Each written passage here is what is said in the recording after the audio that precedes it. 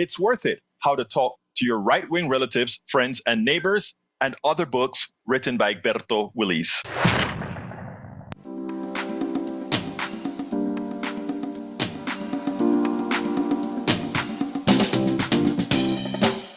Welcome to Politics Done Right. My name is Egberto Willis, your host. Good morning, Houston. Good morning, Harris County. Good morning to the great state of Texas. Good morning to the United States of America. Good morning to the entire world receiving the signal via the internet, formerly known as the ARPANET, created by whom again? We the people of the United States and elsewhere. Folks, we're going to have a great show for you today. Long weekend, great weekend. How was your weekend? Anyway, without further ado, we pass it on to the great guys, the geniuses, the ones who make things happen in El Estudio. And that is El Senor Howard Reynolds and Jack Van Bevel. Man, what was I thinking? You must have been thinking Rick. Rick, my dog. Yes, he was. He knows how to run this morning, but not as good as Jack does, and better than I can. Good morning. It is Monday morning at the radio, the 14th of April, and happy birthday to my two granddaughters who were born upon this day. Same date, 2 years later. So that's kind of fun. Let's see, what do we have here? You're good for keeping schedules, aren't you? Yeah, well, you celebrate like a hell of a schedule. Well, it's my granddaughters, You have to be on time for granddaughters. Yeah, that's true. I have 4 of them, and I love every one of them. They're all very unique. The firstborn was born, of course, on 14th of April, and she is about as opposite as the other one can be.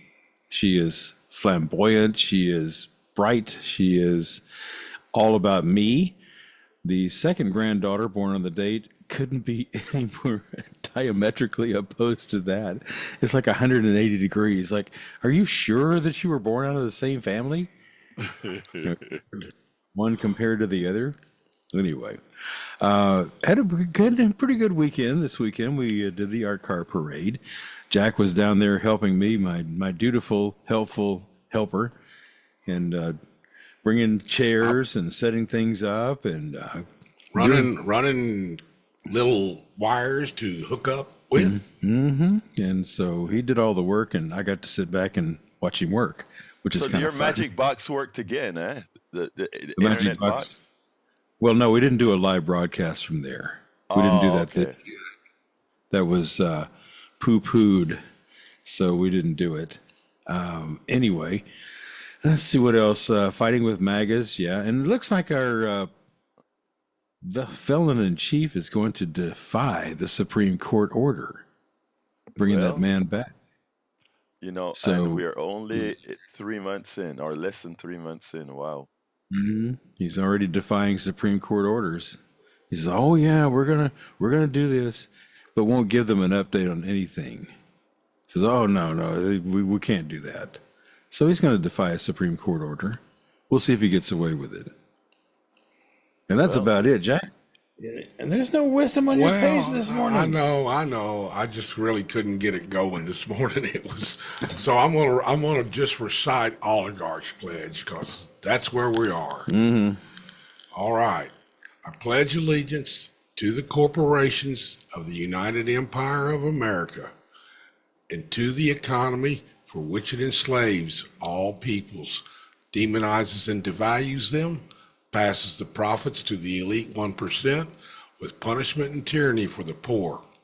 Slackers. All right. Y'all read that every day. Well, actually, you should. But that would be hijacking Egberto's show again, which we'd love to do, but, I enjoy, I enjoy as I'm listening to my two brothers in the studio doing their thing. It's like, yay. But, talking about weekends, I had a great weekend. It was kind of busy because whenever I go out in the field, it means I have to stay up even longer. But hey, the thing is, we had this weekend Latin Fest in Sugarland, and the group that I'm a part of, who is presided by El Presidente Roberto Luis, my brother in crime from Panama. We actually had a participation along with Sisi, a great pollera and montuno, and we had the cultural dances on the stage from Panama and on other countries, of course. But it was great. It just felt great eating all that food from Central and South America, and having the salsa and merengue and bachata and all the good music out there this weekend. So, hey, for the guys who put together that Latin Fest, it's a huge festival. They did a great job. Folks were just, the weather was great. Sat down on the lawns, doing some really good work. So kudos to Latin Fest, and kudos to my brother, leader Pantex, for that great that great outing that we had. But but you know, a lot happened this week, and I want to start with something bizarre. And I led the newsletter with it, and I was surprised that brother Jack didn't come and say, "Why would they do that?"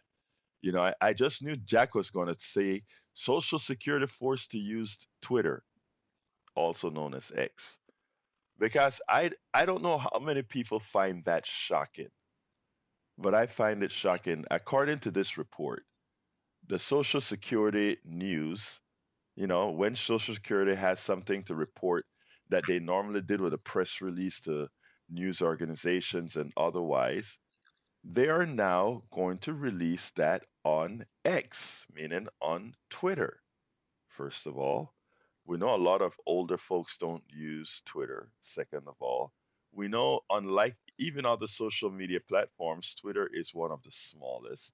So it doesn't have, even though a lot of us in the news media, we use Twitter a lot and X, and well, I use mostly Blue Sky now. That it is, these aren't big platforms like, let's say, Facebook and other platforms. But again, even that, the idea is, if the Social Security has real information to release, you want it released to the record media, both independent and otherwise, not something on Twitter. And the article gave the impression that, well, this is to kind of bring more users to Twitter and bring more users to Elon Musk, and that they did it because it's Elon Musk. First of all, yeah, they did it because Elon Musk is Doge. That's true. But there's a lot more, there's something a lot more sinister than that. And this is what I wish the article would have covered, but I didn't see it anywhere in the article. One of the biggest ways that we were able to disperse misinformation throughout the election, disperse misinformation throughout, was through Twitter. And you can imagine that as they destroy the Social Security offices, the regional offices, etc., and the mainstream media starts to put out uh, what's occurring, or even the independent media starts putting out how the Trump administration is destroying Social Security. And by the way, when we say destroying Social Security, we mean that, and there's a reason why they're doing that. But I'll hold on that for a minute. The idea is to have a Twitter, an X, out there as the official source of the Social Security office, lying to you, giving you misinformation, and then having other people, other organizations on Twitter expanding on the misinformation being placed on Twitter, so that they can drive a narrative, so that you can continue to be fooled. This is yet another thing that you should be going to your congressperson about, because your congressperson has the ability to put within the law that all Social Security press releases must go through our standard media, independent and mainstream. It is imperative that we don't allow this slow, every day we hear something new. Every day It is like boiling the frog, right? I know this story though isn't necessarily true, but it's an analogy we always bring. You put a frog in boiling water, or rather, you put a frog in water, tap water, and you put that water on the stove, but you gradually increase the heat, slowly, slowly, slowly. That frog doesn't detect accordingly this delta heat, change in heat. By the time it starts detecting that it's cooking, it's too late. It's already burnt. It's already not sauteed, but boiled.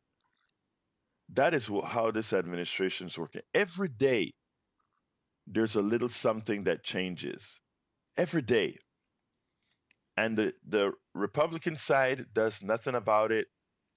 And except for a few on the Democratic side, like AOC and Bernie Sanders and a couple of senators, including the guy who did the filibuster, Cory Booker and others, they would raise hell. But other than that, it is as if acceptance, and that is how the boiling frog thing works, right? Acceptance, acceptance, acceptance to what's being done. Well, that modal has to change before it gets too late, before the frog starts boiling, before we start boiling. And that only begins with you. So, one of the things we do here as an educational channel is to tell you what's happening and to tell you what you can do about it if you don't want that to happen. If you don't want X to corrupt the information coming from Social Security, which will endanger your Social Security checks, your disability checks, your things, etc., it is on you. The party is not coming to save any of you. The only thing that's going to save all of us is if all of us force our own representative, the way the Constitution was designed to work, force our representatives into doing the right thing. And that may start with a phone call. That may start with giving a visit singly or collectively to your congressperson. That may mean just for once saying, you know what? For the benefit of this entire country, all of us have to act and all of us have to start acting now. Folks, this isn't a joke. This isn't something that we should be, this isn't a right and left issue. This is not only a democracy issue, but this is something that will have a material effect on your life. And a lot of these things, when baked in, when signed into law, remember, when something is signed into law, if you don't have a willing majority in Congress to buck a system, it is very hard to change. And what we're seeing here is that instantiated, something that we need to do something about rather quickly. And I hope those who are listening to the program right now don't only think about it, but talk about it. Tell your neighbors, your brothers, your sisters, your wives, your daughters, their everybody about what's happening. This isn't a simple thing. It sounds simple. Social Security is going to start announcing its press releases on Twitter. Are you kidding me? And Twitter, the bastion of misinformation, the bastion of right wing propaganda, folks, if you want the truth, you're going to have to force this on. Anyway, telephone number is 713-526-5738. Again, that number is 713-526-5738. I have an important video on depression to talk about, and I'm not talking about mental depression. I'm talking about economic depression. But before I get there, it seems like Bruce is on the line, so let's go ahead and have Bruce call in. Come on in, Bruce. Good morning, Alberto. Good Good morning, my morning. brother. How you doing this morning? I'm doing good. I'll tell you about something that happened before you were born. This was 1968 or 7 when I was 13, 14 years old. Two doors down from me was a little girl, about 4 or 5 years old, sweetest thing in the world. And she knocks on my front door. So I answered the door, and she wants to know, can I play with Lassie? Well, I had a collie dog, and I guess she thought it was Lassie. So I brought the dog out, and she loved on that dog, and that dog gave it right back. All right, sweetest thing you ever saw. Well, I never saw the little girl again. It turns out she came down with childhood leukemia and passed away. Didn't make her sixth or Oh, seventh. But anyway, this same dog on the other side of me, the house next door on the other side, both parents worked, and there was a couple teenage girls who watched their younger siblings. They had no adult in the house. And one of those girls told me that one day she spotted an intruder in the backyard and screamed. And she said that guy ran and jumped the fence into my yard and barely made it into my yard, came flying back over the fence with a tear in the seat of his pants. She said she saw that collie dog, that sweet dog that loved on that little girl, hit that guy like a missile and bite him in the ass. All right, so that dog discriminated between friend and foe. Now Donald Trump, he wants MAGA to think he's Cujo, that he's a junkyard dog, and he's hurting our alliances around the world with our friends. So the moral of the story, well, it's not Aesop's fable; it's a true story. But the moral of the story is, I had a dog that was smarter than Donald Trump. Um, here's the here's the other thing I want to say is this is for the caller last week that wanted us to give Trump a chance. You know, if you have an infected boil on your butt, uh, you can't let it fester, Lester. I'm done. that's a good one. Thank you, my dear brother. And you're absolutely right, sir. There are certain things you can't wait for because waiting for means people die. Waiting for means people get harmed, people get hurt. And as far as we're concerned, as a an important news source, as an important source to give truth information, we can't wait. So thank you so kindly for that, Bruce. You have a wonderful rest of your Yeah, day. I want. Go ahead. yeah. I was going to say we can't let our democracy be dying, Brian. And Yeah. if we don't do something, it'll kill us, Willis. I'm done. I like your rhyming. I'm going to turn you into a rapper, man. Anyway, I brought up Substack late, but for those that I can see so far, welcome aboard Laurel Kettner, Stephen Dolan, Janice C., Steven Silva, Didi Cortinas, Gailey Kunis, LBW, Nancy Douglas, Tabitha Evans. Thank you guys for being here on our Substack platform. Let's go ahead and bring Brother Prince Winston into the fold. Come on in, Winston. Um, Egbert, when are you going to get it? The two-party system is controlled opposition. It's that simple. Wake up, please. Okay, I don't disagree that that both of the parties, specifically the neoliberal wings of each parties, are controlled by the same people. But what I'd like to ask you, Winston, and I say this respectfully, tell me what is your path forward in the short term for us to get some modicum of support for the working class. I understand what you're saying. I don't disagree with what you're saying, but a lot of folks get upset when I skew left as if it's a just a blind support of a Democratic Party. That's not the case, but give me your path. I have to repeat myself. I'm sorry, but it's controlled opposition. Hmm. Maybe you need some time to think about what the implications are. I could refer you to Carol Quigley's Tragedy and Hope. We're very deep into it, like in the 700 pages. Hmm. He actually talks about this.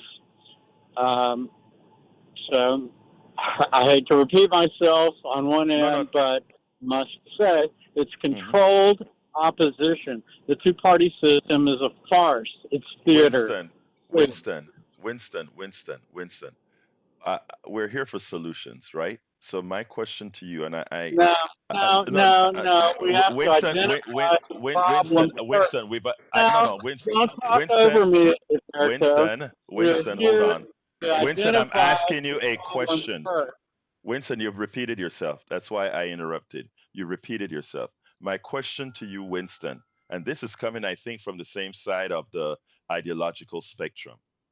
My question to you, Winston, what's the path? In other words, we have a duopoly. How do you transition from a duopoly to something that actually doesn't have that controlled opposition you speak about, which you are correct about? Again, I'm going to ask you the same thing I asked Glenn Ryan the I same thing. don't have an When answer. I do when not have a solution. okay, and my answer to you then is the following. I think what I am doing on a per incident and per thing issue until we have that answer, because it's not for that dying grandmother, for that grandmother who's going to lose social security, for that person who's going to lose disability, right? I look, remember, we're on the same ideological side. It is evident to me. But I have to work for No, people no, who are it's having not. It is not ideological. I'm not oh, speaking from an ideology. I'm trying to identify the paradigm that we're trying to operate within. And if we don't name it properly, we don't have a chance to find a solution. okay, my I have some issues with with you saying it's not named properly, because I don't think if you are a person who read every single newsletter that I put out there, I don't know how you could possibly say it is not named. Okay, No, so if you're not identifying it as controlled opposition, these two farcical parties, then you haven't properly named it. And if you okay, haven't named it properly or accurately, then you don't stand a chance of finding a solution. You're not dealing with reality if you haven't named it accurately. well, Winston, I am look. Let's put it this way, and then I want to go to two callers, but I want to point this out. Go ahead. uh, and this is a problem many have with folks who may consider themselves on the left. Or I don't know where you consider Listen, yourself. stop it. Just stop it, Iberta. There's no left or right. It's Actually, there that. is. No, no, no. There is a left and a right. There is a left and a right. Where That's a is the statement of common fact. ground in that paradigm? Where is the common ground in that paradigm? Isn't that what we're looking for? Now, exactly. But listen to what I'm saying. Listen to what I'm saying. The root cause. Here's the interesting thing that you're saying here, and I think a conversation that needs to be had. Here's what you just said. You come on politics done right, and you say, what's the word that you use? What? Wait. I didn't hear What is you. you come on to politics done right, and you use the phrase. I forgot the name now. What do you call controlled opposition? Use the word control. Opposition. I can't Right. believe that's not in your lexicon. I can't Because believe that. I do let this me tell all you the why it's time. not. Let me tell you why No. it's not. Okay. Oh, hold All on. right. Hold on. Again, you got to make one. I listen to you. You listen to me, Winston. Come on. All right. You use the term controlled opposition. Okay. To the people that listen to this show and many others, they don't know what the hell control opposition means. When I talk to them We about need to educate them. let me Go wait a second. I don't educate ahead. them. I don't educate them with using your They don't phraseology as understand this could. phrase, Why are you and you're interrupting dealing me, with Mark. Winston? Why are you interrupting me? Listen to what I'm saying. All right, here we go. Controlled opposition. That's a something that we use in an elite form of conversation. If I go to somebody Sure. now and I say Wait. I have to interrupt. you're The level interrupting of me again. conversation that you're having is very low. If controlled opposition is a foreign concept to your listeners, then you have failed in your endeavor. Well, I think that's how a lot of let me not say that, but let me just say this, okay?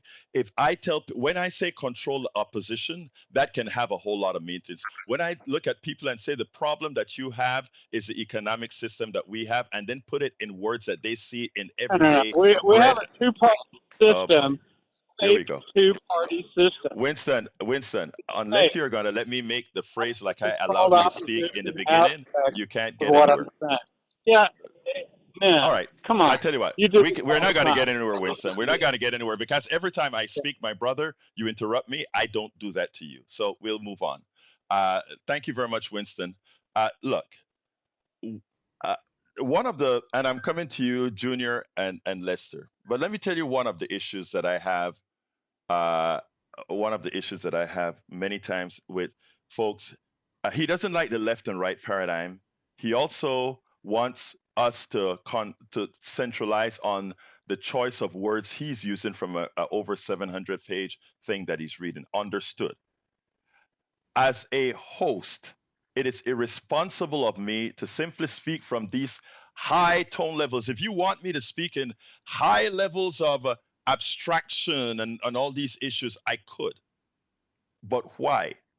I am not trying to let anybody believe that, well, I know all these fancy terms when people's lives are suffering and they're going to work every day and don't understand what's going on. My responsibility as a host is to tell people what they can do in the immediacy to get their problems solved and also in the long term for structural change. That long term from a structural change comes when I talk about a capitalist economic system run by the corporations without wings that harms. That is a long term structural. What can they do today within a duopoly, within a two-party system, within a Democratic and Republican Party system that get things done? They have to get up tomorrow morning and go to work and survive. Many of us have the privilege, or many have the privilege and the ability, because whether Trump wins or somebody or what whoever wins, they'll be okay. They may be stressed a bit, but there are people that this economic system, that this political system is materially affecting today. And that's not only those on the left, that's also my MAGA brothers and sisters. That's my lefty brothers and sisters. I have to find a way to communicate in such a manner that everybody can get some sort of help going on for the system, not from those who can sit back and read different manifestos and understand in detail what's going on. I get it, Winston. I get it, Glenn. But there are people that are not privileged to have what tomorrow is going to bring, like both of you seem to have. And we have to work for everybody. All right, let's go to Junior.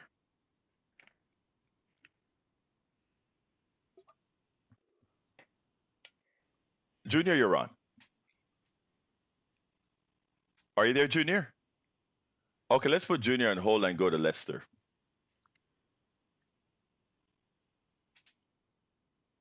Yeah, good morning, sir. First of all, I like to say that to the last caller, Winston, we got to respect the host, man. God bless you, Alberto, because you got way more patience than me, brother.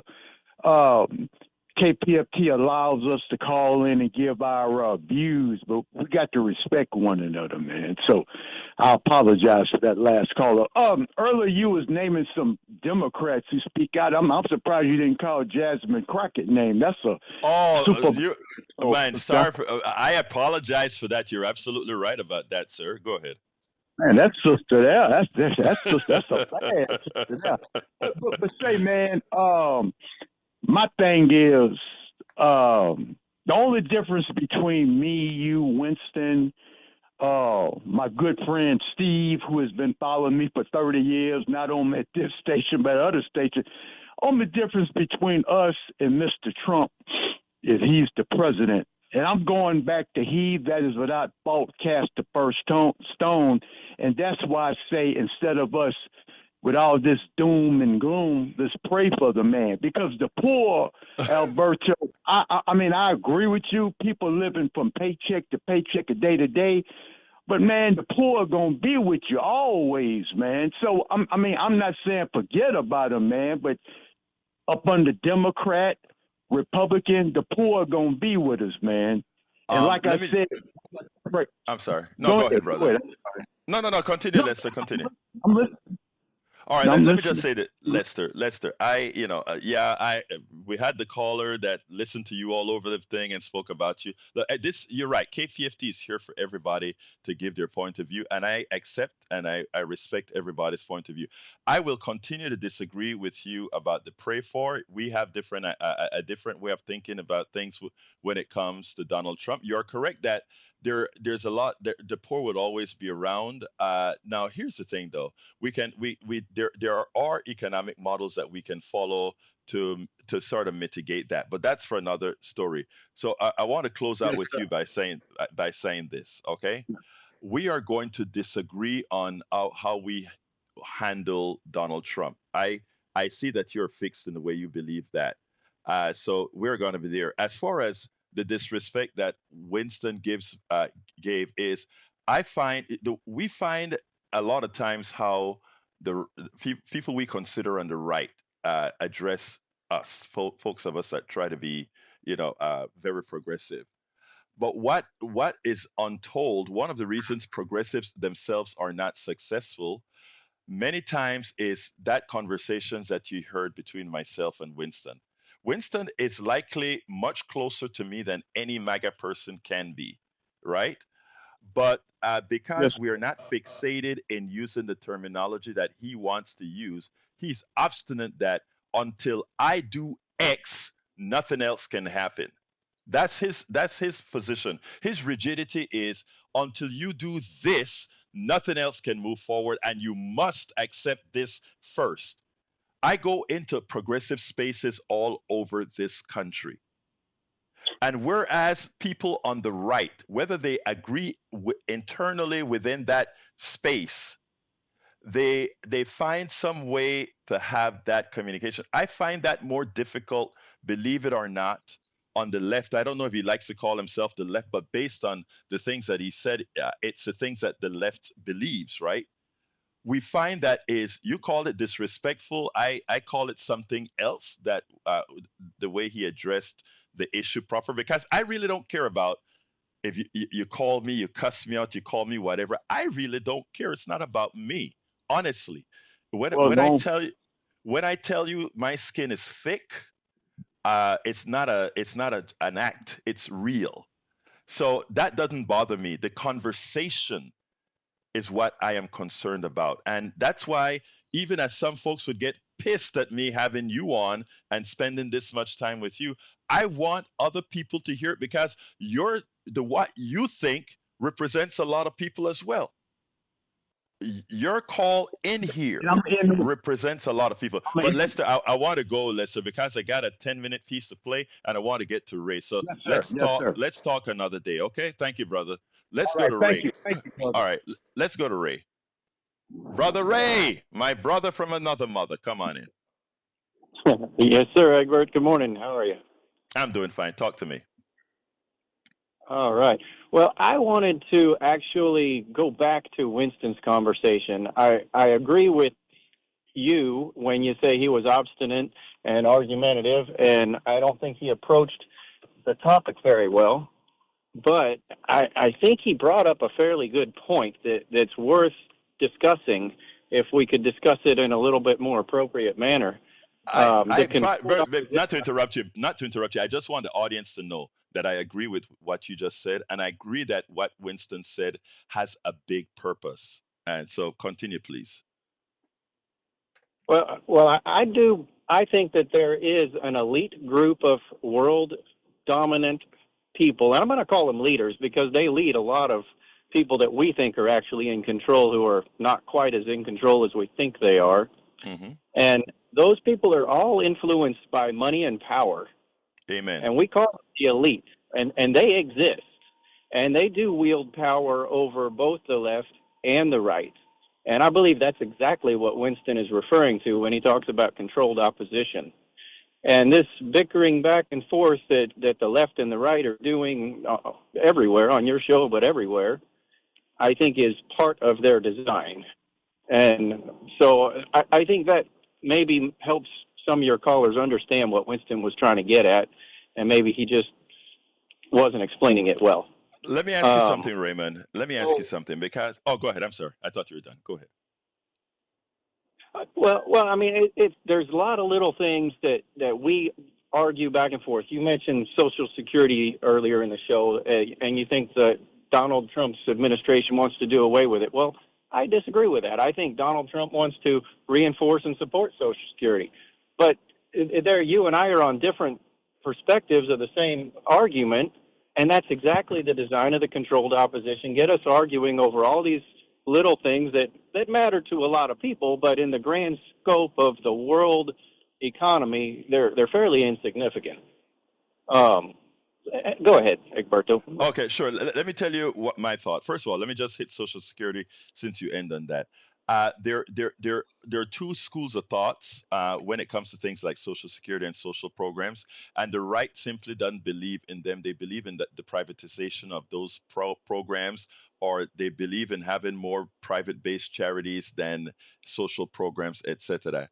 So I think I don't agree with you that Donald Trump would love to have that. I mean, I think Social Security is something if they could find a privatized way to get rid of, they likely would. But I think their action says that. Now, when it comes to what you mentioned about, we are bickering about the little things. You're absolutely right, but a lot of the little things are things of immediacy for people. If somebody doesn't get that $1,500 or $2,000 Social Security check, one of the initial goals is to go ahead and have them get in that until we can make all these other major changes on the top. I hope you realize on my, even though some people accuse me of giving, let's say, our MAGA brothers, I don't know if you consider yourself MAGA or not, but our MAGA brothers and sisters too much leeways on a program that purports itself to be very progressive like mine. My thing is because I understand one thing, most of us are in fact benefit from not only benefit from what we as progressives promote, but also when asked under blind tests whether this is what people want, except for social issues, people want what progressives are saying they want to offer in the aggregate. Now, the fact of the matter is here's where you, Winston, Glenn, everybody is correct. And that is progressives, the people, a lot of people who purport themselves to be progressives on either side of the aisle, in fact, uh, they don't they don't execute on the things that people really want.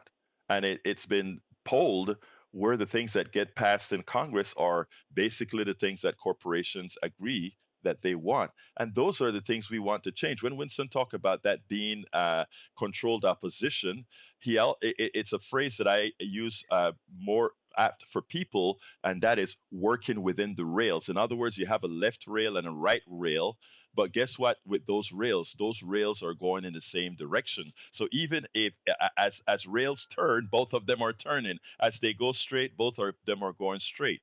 What you read, and I've written articles about this, what we really need is a derailment.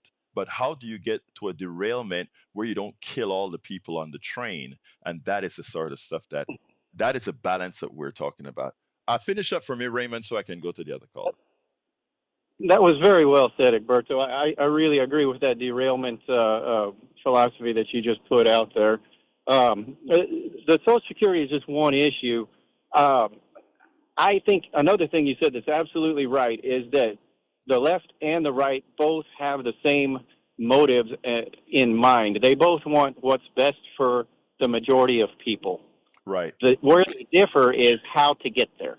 Agreed. And if go ahead, I'm sorry. And this whole controlled opposition influencing the argument, what you're saying about you don't think Donald Trump wants to keep Social Security going, well, what I see is he's hired a team of specialists to save it from its own peril because it was having so much theft and corruption going on in the system. He's trying to clean it up so that it can be a good solvent program to support the people. That's what I Uh, see. I know. And you I thank see you the for. other I side of appreciate. that. Okay, go ahead. I know you have to move on. Yeah, I appreciate you saying that, but here's where I disagree. The people, and please, from somebody who is a former software developer, please understand that what I see Doge doing in Social Security is not only a danger, it doesn't fix efficiency.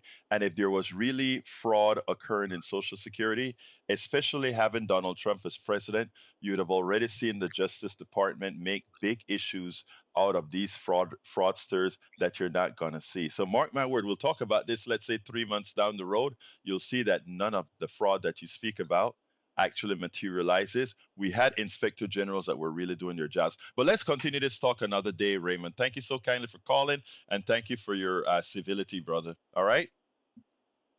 Thank you. All right. All right, let's go to Betty. Come on in, Betty. Hi, good morning, Alberto. Oh, the frog story brought me out. What about Trump? He pulls the legs off the frogs and fry them, and he throws the live bodies in the trash. Mm-hmm. They can't. That's it for them. They can't move.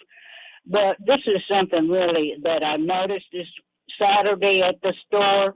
It hit me. Uh, the Spanish America, they're not walking close together anymore. They're holding their breath. Their eyes are wide open, not saying anything, looking over their shoulder. Uh, I noticed that about a month now, but it really hit me Saturday. I am a tough cookie, but I broke when I got home. Boo hoo. This is what Trump is making America very unhappy. Love y'all. Thank you, sis. Love you too, girl. All right. Wow. I need to play this thing, but the calls keep coming. I tell you what. Let's go to Donald, and I think you guys come first. Before I go to Donald. Look, I have an important 8-minute piece on depression that I did yesterday. I mean, financial fiscal depression for the country. I'm going to take these calls. I don't think I'm going to have enough time to play it. So it's at politicsdoneright.com/newsletter. I wrote a whole article about it as well, but I think it's an important read on depression right now, folks. So let's go to Donald. Come on in, Donald. Good morning, Alberto. How are you today? I am doing fine, brother. Talk to me. Good, good. Don't hate the player, hate the game. But here's the old adage, a chicken in every pot. It doesn't matter if you have a chicken if you don't have a pot to pee in or a window to throw it out of. And that's it. You know what? That's it, and that's to the point, and that makes a lot of sense. Thank you, brother. All right, let's go to David. Come on Have in, David. Oh, morning, Egberto. Yeah, I've been saying for years that Donald Trump is organized crime. He's not political; he's organized crime, and he got his start by doing money laundering. And when he crashes the economy like this, he pretends that he can have the various other types of currency instead of the U.S. dollar, and that they'll bounce him up. But what he doesn't realize is that if he ruins the U.S. dollar, which he's doing, all of those other currencies start to crash too. So what is the value of another currency if it's not based against the U.S. dollar? So he's does he want us to go over to the Russian ruble? Does he want us to go over to Saudi Arabian money? Does he want us to go to some other kind of value? No, the guy he's organized crime, and he's not smart enough to. Well, we know what he does in his pants. He has diapers, so he's not smart enough, and his MAGA crowd they're following him right over a cliff. The people that I feel for, David, is the MAGA crowd, because as I try to point out to Winston, etc., one of the reasons I bring that up is that when you query these people from an ideological standpoint, we all are trying to get, as even I think Raymond just said, we're trying to get to the same place, which is true. And these guys are suffering for a high stakes game that Donald Trump doesn't understand, but some of the people behind him know well that in the destruction of many can profit a few. By the destruction of many, a few can profit, and that's where we are at right now. That is where we're at with the tariffs. That's where we're at with all these issues. And the guy isn't uh, cognizant enough to understand that what he's doing has worldwide implications. Dalio, Ray Dalio, the hedge fund manager, and I don't believe in hedge funds in the capitalist system, etc. But this guy has been trying to taper capitalism for some time. He's a capitalist, don't get me wrong, but he wants a hell of a lot more control on capitalism. And this guy runs billions of dollars through his funds, and this guy's running scared. And this guy is in running scared. He made me scarier than he made me more scared than I was previous because of what he knows of. Again, it's not a financial system, it's not an economic system I stand for, but we're working within the rules of this economic system. And under the rules of this economic system, what's occurring right now puts us in grave danger of not a recession, but a depression. And that's what that video that I was going to play, that's 8 minutes long, was going to be about. But we don't have the time now. So it can be found at politicsdoneright.com/newsletter. Go ahead, brother. Yeah, well, if you saw that little, I think it was an 11-second clip the other day when the stock market crashed, and he's in the White House laughing with his buddies about, this guy made $2 billion in one day. If he crashed the economy, what is it, $6 trillion in one day, or 2 days, $6 trillion in 2 days, and somebody made a measly $2 billion after the value of the entire nation falls by. These guys are, do the math on that's psychopath. That's psychopathic behavior.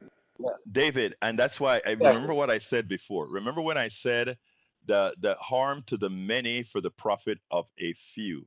And that is exactly what it is. I can, and that's what capitalism does, right? If I put a little bit something here, I get a bunch for me.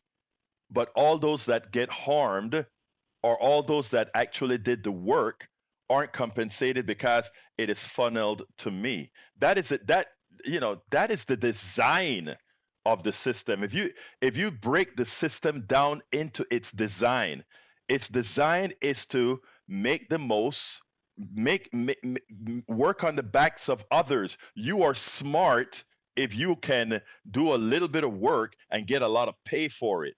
It's not about work. It's about being able to abuse somebody else and profit from it.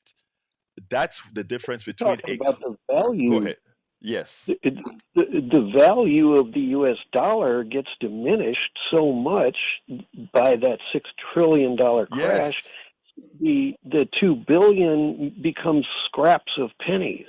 Exactly. It's not even hundredths of pennies. It's thousands of pennies in the value of $6 trillion, and so the entire value of America gets diminished, and so he's going to have these scraps of pennies and pretend. I've got my grandfather's old stamp collection from Germany, and the hyperinflation. It used to be that a pfennig was a penny. And that's what it took to send a letter. But they had 50,000 marks, and then they stamped over it 6 million marks. Mm-hmm. The value of a pfennig became 6 million marks, and then up to 6 billion Deutschmarks. It was the equivalent of pennies. So that's what Trump is doing here, and he is stupid. But he's organized crime, and he thinks that he's showing off to his buddies, but he's actually diminished the value of the U.S. dollar so much, David, that nobody in the world is going to want to. You're correct. David, you're correct, and I got to go. I got 2 more callers in just a few minutes, but here's the deal. You're correct, And let me tell you, one of the things that we hope to do is to let people be aware of that. So thank you so kindly. Ed Green says, I have been only supporting progressive Democrats, not corporate Democrats and their PACs. Watch now how they voted. Give them my peace of mind. If needed, look for progressives to replace them. There are now almost 80 progressives in the House. Educate, organize. Trump is a common. Let me tell you, Ed, what I like about what Ed's statement was on Substack, why I made sure to read it. Other Substack comments, I can't get to it right now. But what Ed said is very important. Ed is actually has a solution. It's a interact. I mean, it's a step solution, and that is what I talk to others about. Let's look at doing those steps as we actually work towards the bigger thing. And thank you for that statement, Ed. Uh, that is an important statement, very important statement. Let's go to Augie. Good morning. Hey, Good like the morning, my first brother. call, like he's talking about idealism. We need to talk about realism. What's really going on? We were talking about words and arguing while the country is falling apart. We got a guy who's a convicted felon, a guy who American banks won't lend any money to, a guy who cheats on his workers, his contractors, and he hates immigrants, but he loves to marry them and then cheat on them. So the reality is we got to get rid of this guy plus all the others like him that support him and encourage him to do this. While we're arguing among ourselves, the world is falling apart. But some people that like bringing the Bible by prayer, if you really read the Bible in the New Testament, action speaks louder than words. Words are nice, but we actually got to get out there and do something. And the thing I see is the young people are actually starting to see that, and it gives me hope that the younger generation will actually try and do something and not just talk about it and argue about it. I agree with you 100%, Augie. And I think that's what I would hope that we can learn to do as well. And that is, and you know that gets to me a lot of times that we want to be rigid. I like something LBW, I think it was LBW who said on Substack about rigidity, etc. But anyhow, Augie, I got to go to one last caller before we close this baby down. So let's Yep. talk tomorrow. Thank you so kindly for calling, brother. I Let's think. go to All right. Brian. Come on in, Brian. Good morning. Good morning. Good morning, You and I brother. have Talk talked to me. about this before. Yeah, we talked about this before. How many people died building the Panama Canal? Quite a few, but mostly my people, not Americans. No, there was actually about 5,600 Americans. No, that's a false Yeah. statement that Donald Trump continues to put out No, there. it's not. No, it's not. Look, I'm not. Look, brother. I am from Panama, and I can tell you that most of the people who died building the canal were my ancestors. We built the canal. We paid for it with the malaria. We paid for it with the yellow fever. We paid for it for the accidents that occurred with the dynamite blowing up Culebra Cut. This is not up for debate, sir. My people You got a lot died of building anger. the canal. You know that? My You have a lot of people anger. built the see this in canal. your face. Actually, you are the angry one, my dear Well, your brother. people did Again, not. I repeat, you are wrong. Continue. Okay, how did Panama come to be? I mean, Panama was a wasn't it creation. for, Panama was a creation of the United States by putting a gunboat in the Gulf of Colon, where my city is from.